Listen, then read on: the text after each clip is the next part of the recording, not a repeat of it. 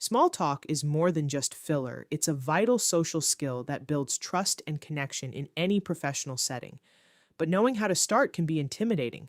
That's where the Ford framework comes in. The Ford framework provides four safe categories to help you navigate initial conversations. Family, keep it general. For example, if someone mentions their kids, you can ask a follow up about their age or interests. Occupation, ask about their work, current projects, or how their week is going so far. Recreation, this is a popular category. Ask about hobbies, sports, or weekend plans. In the UK, sports and entertainment are excellent icebreakers. Dreams focus on future plans or travel goals, such as asking if they have any upcoming holiday plans. To initiate these conversations, use soft openers that comment on the situation or environment. In an office setting, you might ask, "How was your weekend?" Or, "How are things with you?"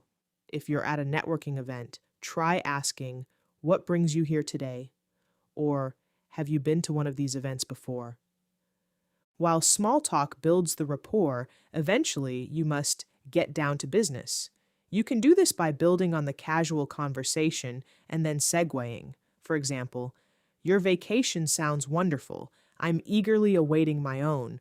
But before that, we have a few important matters to discuss."